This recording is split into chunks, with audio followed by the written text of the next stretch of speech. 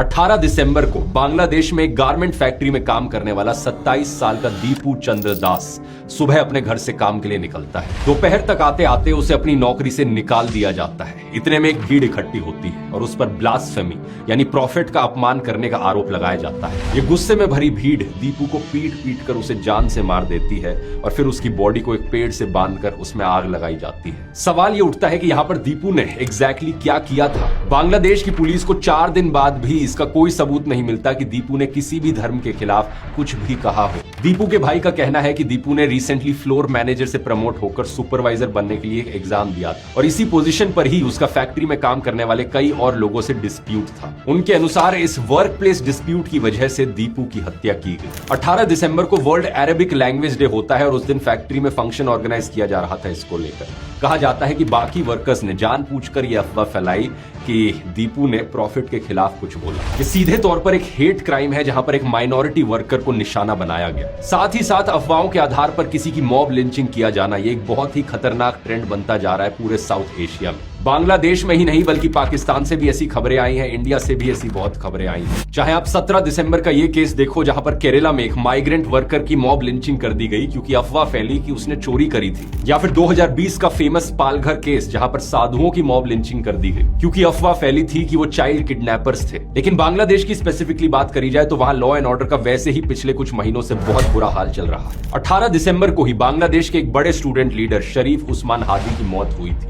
और उसके बाद बांग्लादेश में एंटी इंडिया प्रोटेस्ट शुरू हो गए थे। हादी असल में 2024 में शेख हसीना के खिलाफ हुए प्रोटेस्ट में एक बड़ा फेस रहा था और उसके भाषण अक्सर इंडिया के खिलाफ रहते थे। 12 दिसंबर को कुछ अनजान अटैकर्स ने ढाका में से गोली मार दी और 6 दिन बाद इसकी मौत हो गई। इसकी मौत के बाद बात उठी कि हादी के किलर्स इंडिया भाग गए हैं, इसी वजह से एंटी इंडिया प्रोटेस्ट भड़क गए। कुछ दिन बाद ये प्रोटेस्ट इस लेवल तक पहुंच गए कि नारे लगने लगे, जो इंडिया हसीना को बचाता है उस इंडिया को तोड़ दो। जबकि सच बात यह है कि बांग्लादेश की अथॉरिटीज ने अभी तक कंफर्म नहीं किया है कि अटैकर्स भागकर सही में इंडिया आए भी हैं या नहीं। इसके अलावा राजशाही में इंडियन कॉन्सुलेट पर हमला किया गया। इस वायलेंट भीड़ ने मीडिया को भी नहीं छोड़ा। बांग्लादेश के 2 सबसे बड़े अखबार डेली स्टार और प्रथम आलो, इनके ऑफिस पर भी आग लगाई गई। इन 2 हत्याओं की वजह से सिचुएशन इतनी बिगड़ चुकी है कि इंडिया बांग्लादेश रिलेशंस आज अपने लोएस्ट पॉइंट पर पहुंच गए हैं। 21 दिसंबर को इंडिया ने बांग्लादेश में अपनी वीजा सर्विसेज सस्पेंड कर दी। अगले ही दिन बांग्लादेश ने दिल्ली में अपनी वीजा सर्विसेज बंद कर दी। असल में बात यह है दोस्तों कि बांग्लादेश में अभी इंटरिम सरकार है और नई सरकार चुनने के लिए 12 फरवरी को इलेक्शंस होनी है। अगर आपको यह जानना है कि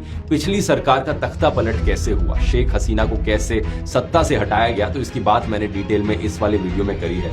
यहाँ रिलेटेड वीडियो पे क्लिक करके देख सकते हैं।